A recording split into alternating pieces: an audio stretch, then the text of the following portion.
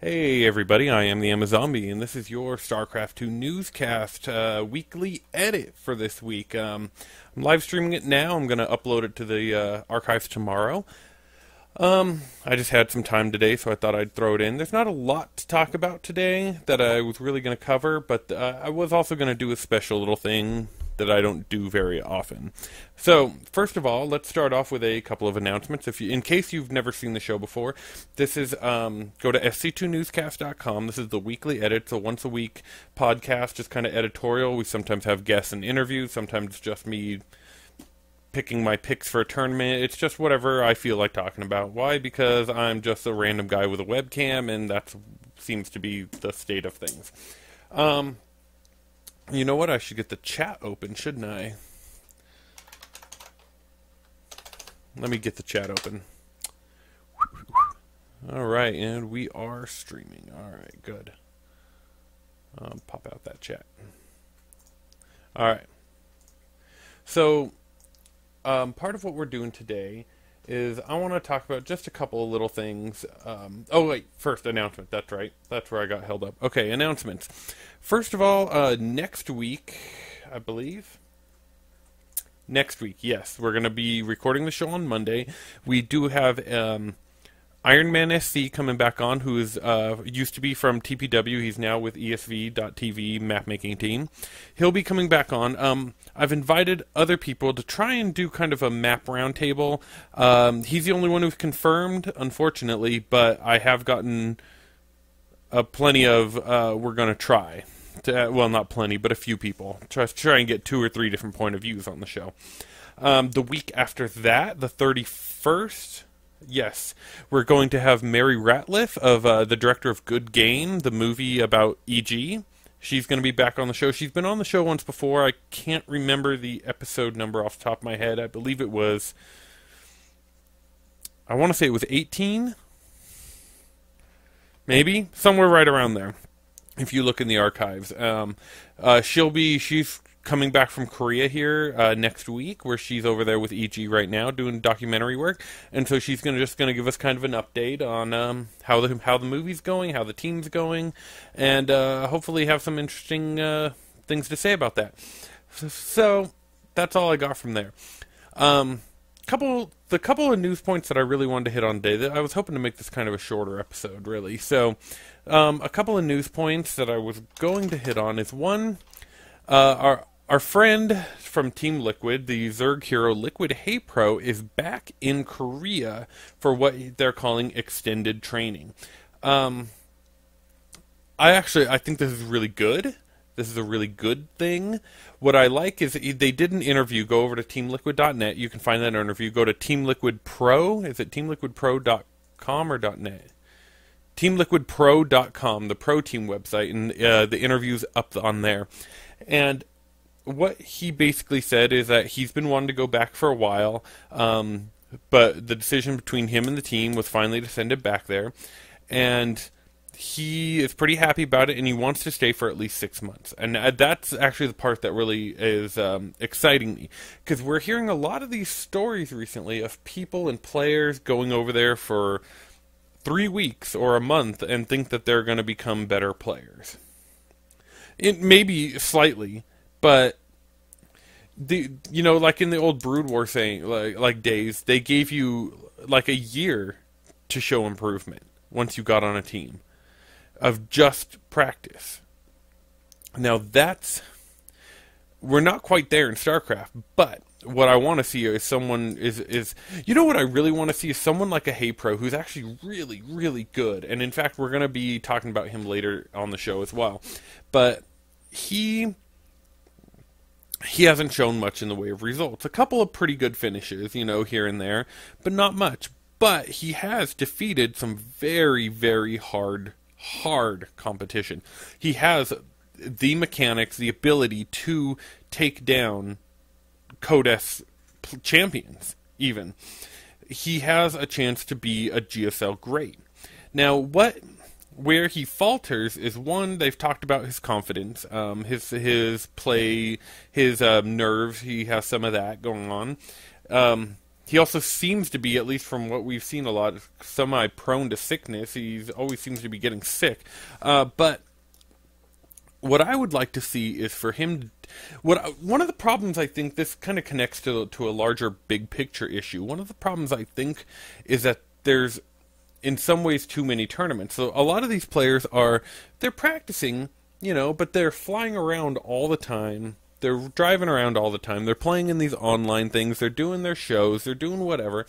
That they're not just dedicating. What I would like to see is Haypro go into Korea and just basically disappear for 6 months. Or the only thing that he plays in is the GSL.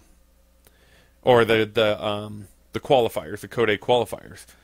Since he's there. I'd like to see him not travel. I'd like to see him just bunker down, not stream hardly even, just start going to just start practicing, and then all of a sudden he'll bust into Code S or into Code A, and he'll just tear nerds apart. And I think he has the ability to do it. I really do. But I would like to, and it doesn't have to be Haypro, honestly. I'm just using him as the example, but any player. Really, I'd like to see someone, almost like Naniwa. Naniwa kind of did this, and when Naniwa disappeared for a while, the guy just got stronger. That's all he did. Yeah, he had problems in the GSL itself, but he could take out he could take out MVP like it was no joke if he really wanted to on the right day, He was up there, at least skill level, with the top players in the world. He was top 5 Protoss in the world. Probably not necessarily top 1, but, top 3, probably? Yeah. He probably still is, but we don't see him much. He has this focus that he wants to be the best Protoss in the world, and that's really what concerns him. I dig that,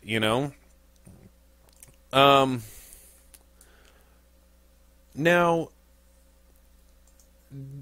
Naniwa's not always a perfect example, right? Because everyone knows about the problems that Naniwa has had over the years. We got one of my cats hanging out in the background. But, I would like to see... Now, the problem with this, of course, is we have no idea when Heart of the Swarm is coming out. So someone could hunker down and practice all day long and say, I'm just going to be gone for 6 months. And then by the time another 3 or 4 months, the beta's out for Heart of the Swarm. And it's like, well, most of the tournament are going to go there. So, yeah, it's kind of... No.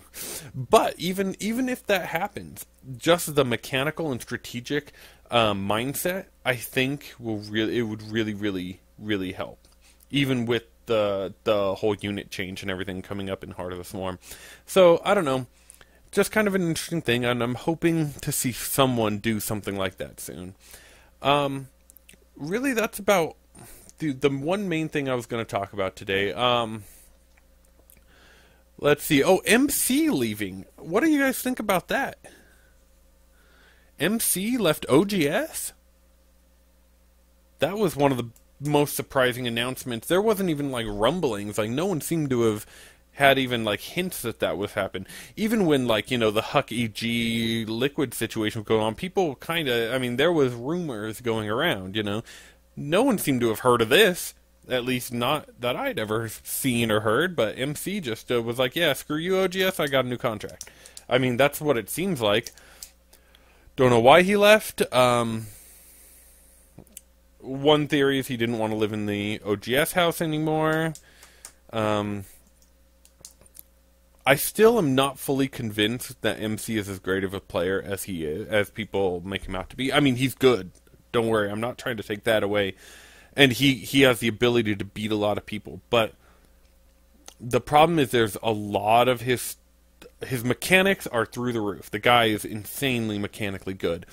What I don't like are his strategies, because they're so weak.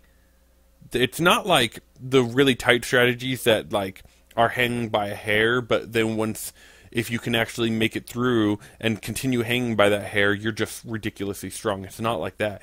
It's more like well, I'm going to cross my fingers and hope that this works. And if it doesn't, I mean, you see, there's quite often where he loses games after that, like, 15-minute mark. Like, because he can't seem... He hits that certain timing, that area, that mid-game where he is he's one of the strongest mid-game players in the entire world. Late game, though, he seems to fall apart quite a bit. So, I don't know. Whatever. He joined SK Gaming. I don't know, and apparently the OGS SK partnership kind of dissolved, so I don't know what's going on with Nada or any of that. I believe Nada plays tonight at the GSL. Let me check. SC, JYP, Dongerguchi. Okay, so Nada doesn't play. When does Nada play? I just want to watch Nada again because I love him. Come on, it's Nada. All right, so the other thing I'm going to do tonight, and it's something I don't do very often, which is try to attempt to cast a game. Oh man, I am not much of a caster. I've done a few. I've had some experience. I've done some live casting on my stream. And since we were talking about Haypro and Team Liquid just released a small replay pack of Haypros, we're going to do a game by Liquid Haypro. So I think I want to do one versus Haypro versus Empire Happy. So I think that's what we're going to do. I love both those players. Happy is a guy that I know a lot of people don't like him, and I know he has a lot of problems with his play, but I'm still a big fan just because when he's on, he's like better than almost anybody else. The problem is he's just not on that much. So you see these hints of brilliance out of him, and then you just see him kind of falter. And he kind of has that MC thing where he's so strong mid-game, but then late game he kind of falls apart. His openings and his early game are generally tighter than almost any other player in the world. And then he just kind of falls apart later. So I think we're going to do this game, Haypro versus Empire Happy. This will be a TVZ. This is on Metalopolis, apparently. Okay. I suppose that'll work. Let's load up that replay.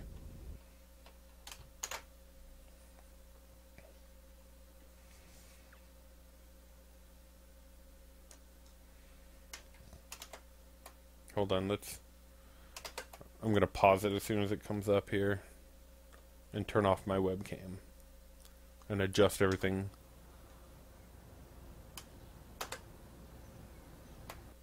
Alright, let's see. Let's turn off that webcam. Let's take this and see, I haven't done a cast in a long time. None of this stuff was set quite right. How about like that? I think that looks good. Yeah, looks good. Alright, so we're going to start here. We have, not cross, we have close by air positions for Happy and Haypro. Let's go ahead and play this. There we go.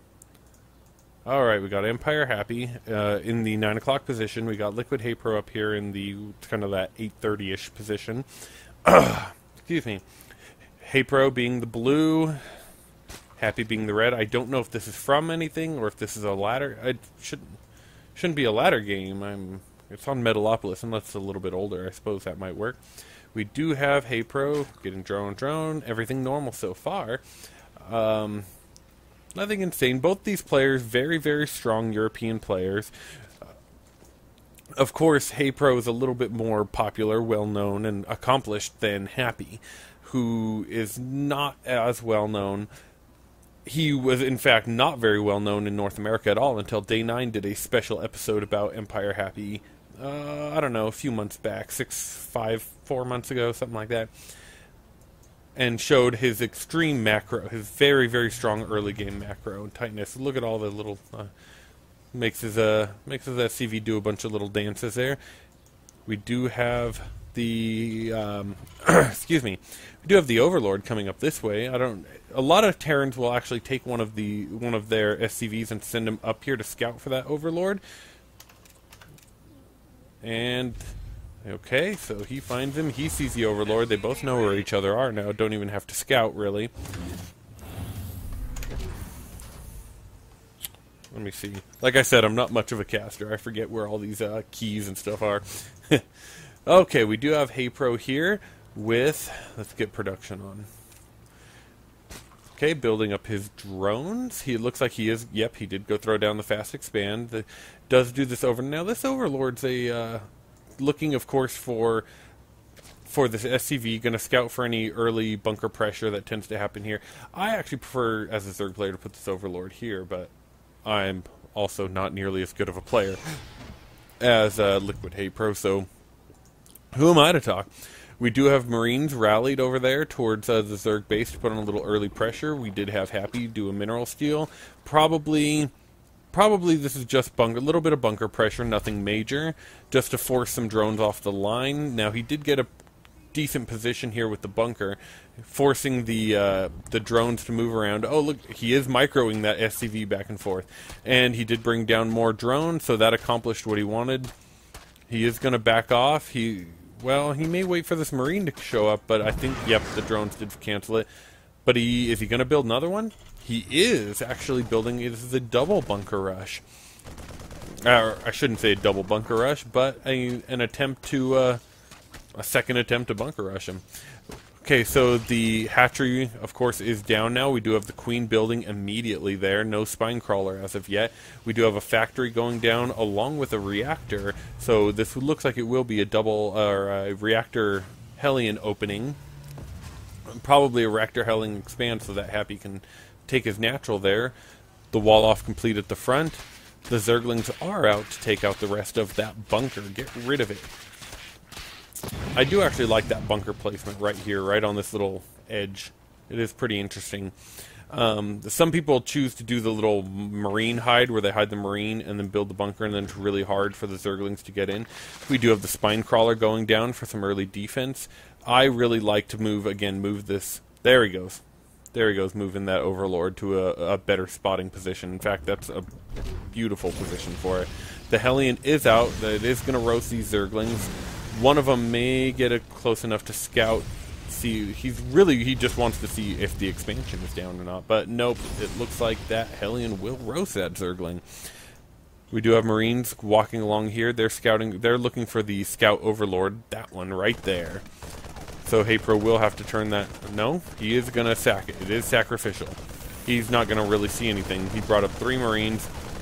He is not going to see anything, is he? Nope, he didn't get to see a single thing. So that was kind of a waste of a Scout Overlord. Here are the 2 Hellions coming in. Another Spine Crawler here. I like this because, one, it's a good placement. It closes off this just a little bit. And a lot of Zergs are very timid to actually throw up those second or third Spine Crawlers. When I think that Zergs highly underuse the Spine Crawler. They do it a little more often now than they used to, but for the still today, these spine crawls, they don't go out of style. That's really the best answer I got for you. They stay relevant through the entire game as long as they're always in a position to be of relevance. So it just depends on your placement and how you use them. Okay, here come 2 more Hellions. It looks like, too, they want to end up peeking up. Look to see if Zerg throws down that third. We do have a little force here, along with a medevac. Probably going to do a little lift drop. But, of course, Liquid Haypro does have the Overlord here. He doesn't quite see it. They're a little bit out of range. But there he goes. He will see it now. And we do have a Queen. We have a good number of Slowlings. Speed is not done yet. Here come the Banelings. Does take out that Overlord. Those Banelings are about half done, and they may not make it all the way.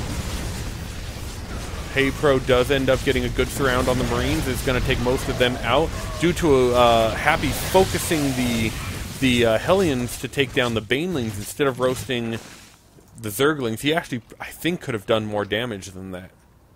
I think he could have. But he felt he needed to get rid of the Banelings, which isn't a bad choice at all.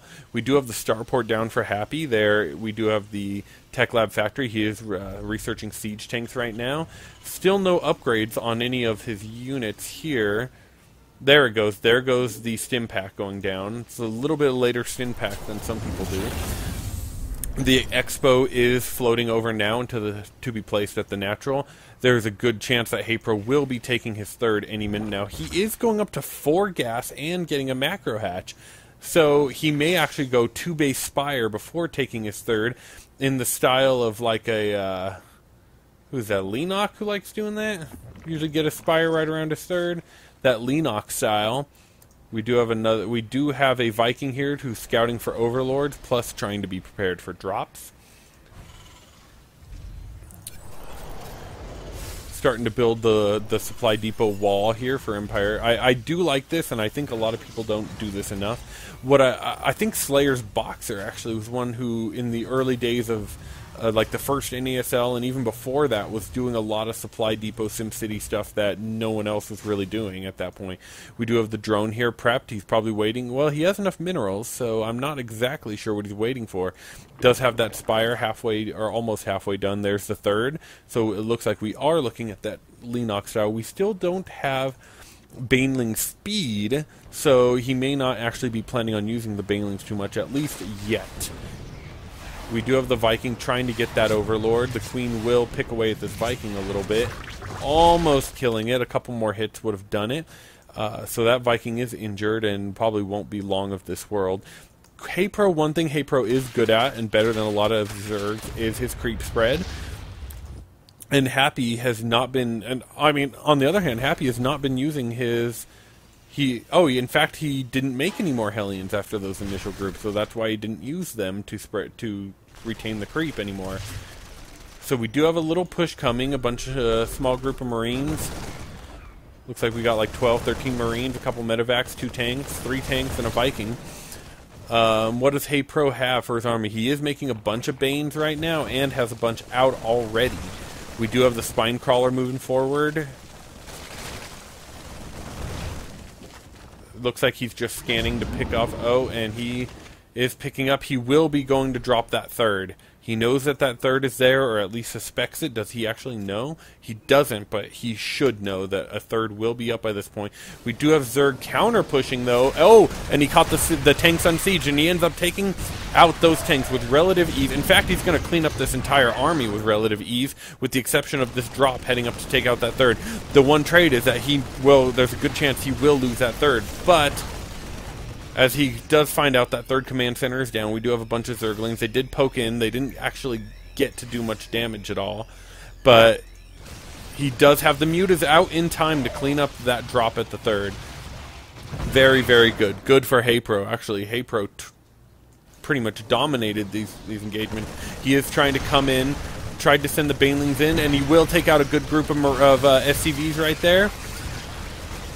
And that's all he gets. Wow. Okay, I thought he would have gotten out that tank, but apparently he tried to run by and didn't focus once he got a surround on it, like I would have suspected. We do have the double eBay out and the third transferring over right now for Happy. We do have... what are our upgrades right now? For our Marines, Happy 0-0. Why does he have... there he goes. He just started. Huh. He just did the double upgrade, but he had no upgrades for a little while there. That seems like a little bit of a missed time right there. Maybe due to the attack. The Zerglings are going around. They did see this third command center, so they know that the third command center at least was close to being set up here. He did just send in a Ling, scouted it. He knows it's there. Going to come around the backside, sees the tanks. Oh no, bad placement. Oh, yeah, he was forced to cancel those Banelings. The mutas are up here, trying to poke in here and there, poke and prod. There's missile turrets not quite up yet. Plenty of Marines, though, to fend those off. No reactor or tech lab on that starport. In fact, and where is he producing out of? His production facilities are actually... there he goes, throwing down more. I was going to say, his production facilities are actually very skimp. I'm surprised. So we do still have the mutas out. They are sharking around, going to try and see if they can poke in here and there and do some damage, or to try to catch up. And I like this. I love this move. This is one of the same things I like to, taking the 4th and the 5th at the same time, trying to encompass this entire half of the map, and then he just has to kind of focus on the gold after that. And he will have a whole map lockdown. We do have a sensor tower here up at the third, along with a planetary, so Happy's going to be well informed if anything tries to come in. We do have the mutas taking out one missile turret, taking out another turret. He could take out... Nope. He probably could have taken out that tech lab, and if he wanted to. He is going to... But he does have enough. He's going to take out those Marines. Will he get the medevacs? He does take down another turret that just started building, and almost took another one, but more Marines come in to fend him off just enough. We do have plenty of gas going down. Tons and tons of gas going down. We do not yet have the hive yet. No infestation pit as of yet. I'm actually surprised. We do have upgrades researching, though, pretty steadily. We also have the Mutalisks do have +1 flyer attack. I would like to see a second, especially with taking these other bases, throw down a second Evo chamber and upgrade even faster. I think that not enough Zergs do that. Even though it's starting to become more and more popular, I pretty much every game have 2 Evo chambers, but again, I'm not a pro player, so I could be completely wrong. Again, he has more than enough mutas to take this out, but there is a Thor there. Oh! Does lose some mutas. Not as bad as it could have been, though, if that Thor had gotten a really, really nice shot off. Plenty of drones moving over. Haypro's economy is going to be through the roof. His gas, of course, he needs gas. I mean, that's the Zerg problem. So you see him taking every geyser on his half of the map, with the exception of these two as of yet. He is stealing much gas. I like this. I love this. He's throwing down more spine crawlers. One, it frees up supply from drones and army, but it also just helps defend against drops. And a lot of Zergs, again, don't do enough of this in their main, especially late game. We do have the Zergling Banelings coming around here. We got the pack of mutas flocking over here, but he does know there is a sensor tower. He will be heading in. Happy knows it. He can pick off these 2 tanks for free. If he just go get him. Go get him. Oh, and the... Barely Happy has enough Marines to fend off those mutas. Haypro did get one of the tanks, but and he did get the sensor. Oh, I didn't notice that. He did get the sensor tower as well. We do have another missile turret going up, and Happy throwing down a 4th command center. Look at Happy's minerals. Happy is one of the very strong macro player. Especially, I'm amazed because of his limited production facilities. But the point is that if you have if you have the right amount of production facilities and you keep them busy constantly, then you can actually macro off of small numbers of production facilities, and that's what Happy is showing right here. He does have Zerglings here blocking off. He does have a Zergling here. I'd like to see him get Burrow and do the little burrowed Zergling. That's always fun. We do have another large group of Zerglings heading through the center of the map. The Banelings are heading back to the base, though. Haypro has so much gas right now. Well, he's up to 600. He does have the Greater Spire. The Hive is done. He does have adrenal glands, another thing that a lot of pros skimp on. That adrenal glands, especially if you're going ling anything, those lings just become so much stronger. He is going to come in here. Good part about this is even though you sacrifice some lings, those that splash from the siege tank is always helps. A lot of these mutas, there's a good amount that are low. They're in the red and the orange. He might want to be a little... That's probably why he is being a little careful with those right now. Tons of bases, I mean, his economy is very strong. He does have the Infestors out now. He does have the Corruptors. He will be going for Broodlords. The Greater Spire is done. There it is, right there, as you can see. He does have +2 attack and +1 carapace. Or, no, he has 0. +1 attack on. Here comes a big push. He is trying to take out that wall. Happy tries to take that 4th base, but look at this swell of Thors. It will hold off those mutas very well. The one thing that, of course, Thors are a little weaker against is mass Zergling, because those Zerglings get a really nice surround, but that's, again, what the Marines help to defend with. And so we do have the mutas coming back into the main base, trying to keep Happy in. Look at this creep spread. Look at this. Haypro is very contained. He has not had any map control this game. Or, excuse me, Happy has not had any map control this game. He does have this lane right here, this back highway. He is trying to defend that as best as possible. But whenever he steps over onto this end, that's when the mutas are coming flying in. But Happy doesn't quite have the army to push out with yet, because he doesn't have much idea of exactly the unit composition of Haypro. He does know that, I'm sure he's got to assume that they're infestors. There could very well be broodlords by now. He may have even scanned them. I did not see of that if he did. But his main goal right now is to try and build up his army. He wants to max out, which he's very close to doing. As you can see, we have 163 to 200 right now. He's trying to defend this fourth, make sure he can hold on to that. And as long as you can hold on to the fourth, then generally you can hold on to the fifth. That's part of the way that this map is set up. Oh, here come the units moving around for Haypro. We do have everything moving up. Of course, those broodlords. Oh, and look, Haypro. Oh, beautiful Haypro doing the spine crawler trick to get even more units out. If you haven't seen that, it's wonderful. You max out at 200, build a bunch of spine crawlers, build more units, and then cancel your spine crawlers, and then you're at 200 or 20 whatever of 200. Excellent, excellent way. Or you just can also do it and just keep the spine crawlers and have tons of defense. He is sending the broodlords in. The Marine sees it. The Marine is instantly killed. Here comes the army setting up, or they're sieging up, they're getting ready. The Vikings are targeting down those broodlords, and he does have 4 or 5. We do have some ghosts out trying to do some snipes. The banelings come rolling in, but they go straight for the tanks. There aren't many Marines in the first place. The infestors come in, lay down a bunch of infested Terrans to help take out the Vikings and the Marines, and Haypro is just rolling right in here. That was a beautiful job. Happy scans, he sees the unit composition, and Happy has nothing at the moment. No real army, so to speak of. It just got crushed. A couple of Vikings right here, but look, again, the infested Terrans take it out. GG. Empire Happy. So Haypro takes Happy out in a very nicely done game. Very passive, Happy. Just pretty much... The story of that game was Happy being a little bit too passive and letting Haypro do what he wanted to do, I believe. So thanks again, you guys. That's what I got for a cast. I know that I'm not the best caster in the world, but I thought that I'd give one a shot here on a weekly edit, as I rarely even try it. So that's about all I had for the weekly edit this week. Like I said, next 2 weeks, we're going to have guests on the show.